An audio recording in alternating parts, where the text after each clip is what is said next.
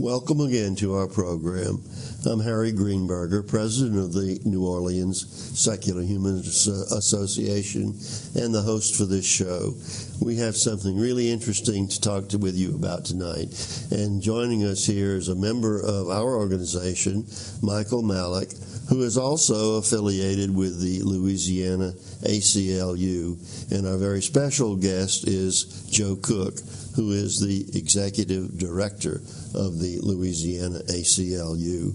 We received some very disturbing word from the ACLU that Joe has plans to retire after a long period of work here for this organization. And so tonight we wanted to talk to Joe Cook about his years here with our ACLU, and that's been about 13 years as I recall. But he was also involved with ACLU before he came to Louisiana. And we just want to start off, Joe, we would like to just have you recount your experiences over the years as an ACLU person. Well, thank you very much, Harry. It's always a pleasure to be with you and with Michael and the people at NOSHA. My period with the ACLU started back in 1971. That was the time that we were involved with the Vietnam War.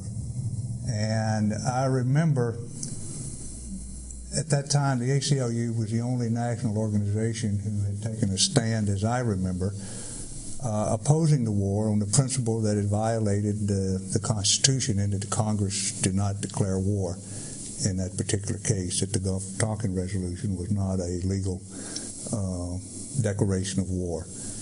And that was a principled stand, and it was unpopular at the time. And that was what attracted me to it, was the principles that the ACLU stand for, and I joined and have been a member of the organization ever since then. And of course, there have been many other issues along the way that have been unpopular, and I think that's why the ACLU exists, is to protect the rights of those who have an unpopular viewpoint or who are in a minority. And I think one of our founders of this country made the statement one time that we have a duty to protect even our enemies from oppression, for if we fail in that duty, that the precedent will reach into ourselves. And I think that's kind of one of the basic principles that the ACLU operates on, that a right lost to one is a right lost to all. So over the years, the ACLU stood up for the rights of the Nazis to march in Skokie. And that was a very principled position, and we lost about 40,000 members, which was probably about half of our membership or more at that point in time. So I remained a member until, I guess, 1986, to just recount briefly my time with the ACLU. And I became a volunteer then with the Dallas chapter in Dallas. It was the Dallas Civil Liberties Union. I was asked to make a presentation at a local conference there on juvenile justice. I had founded a juvenile justice program, an alternative counseling program for troubled kids and families. And then I served on the board and became president of the local chapter, and then became the chapter director in Dallas, then the northern regional director for Texas for 4 years before I came to Louisiana, this opening here, and I came in August of 1994. Until you came to Louisiana, was that a pretty soft job with the ACLU in Dallas? Not really. That was the time I was there during the time that there was the Gregory Johnson case, the flag burning case that came out of Dallas, the Republican convention. I wasn't active with the local chapter then, but I was a member. They went all the way to the Supreme Court. That was one of the more recent flag burning cases that went and was declared unconstitutional, state law banning flag burning. I remember in those days too, the Ku Klux Klan came to town to have a march, and that was very volatile, and the ACLU stood up for their rights to march. In fact, Nat Henhoff wrote a book, I think it's called Freedom for Me, but Not for Thee, and he quoted me in that book as standing up for the rights of the Nazis, as unpopular as it is, because if you don't stand up for the rights of the Nazis, as in Skokie, for their right to march in a Jewish neighborhood, then the Jews cannot march in a Nazi neighborhood if they want to protest what the Nazis stand for. So you, the ACLU, and you yourself, don't necessarily only take positions favoring people and groups whom you like. You take positions having to do with civil liberties.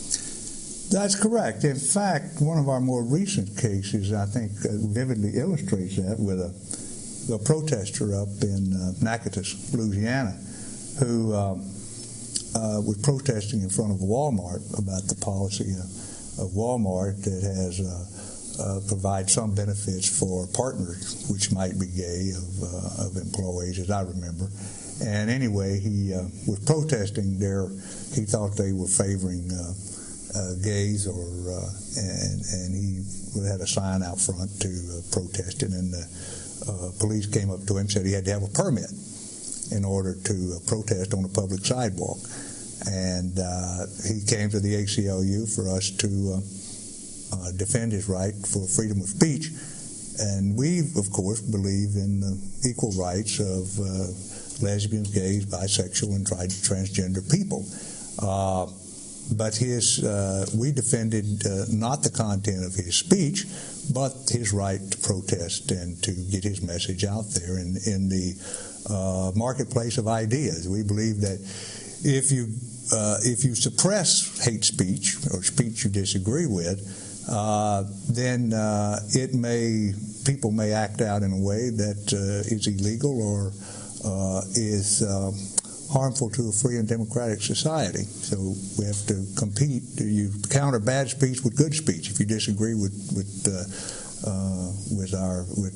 plaintiff in this case, and you counter it with a speech you prefer. So you mentioned that this was a case having to do with freedom of speech. Mm-hmm. In general, the cases that ACLU would be involved with have to do with all of the freedoms that are spelled out in the Bill of Rights. Is that about right?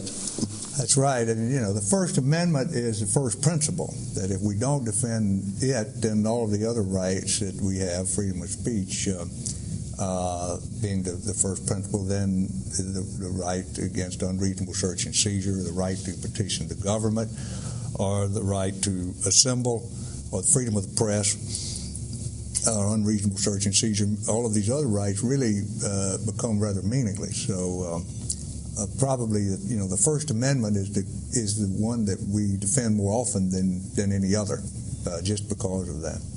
And the freedoms in the First Amendment also have something to do with religion, right? That's right. The Establishment Clause and the Free Exercise Clause, and we defend both of those. In the case of the protester in Natchitoches, that was also a free exercise clause, and in some ways to express his religious beliefs in this particular case, in this forum. And of course, the Establishment Clause, we do more of those, but we also do the free exercise, and we get a bad rap from the fundamentalist as far as religion goes, saying we're anti-religious, but far from it, because I think our founders included these two clauses in there because they believed in the oppressionists and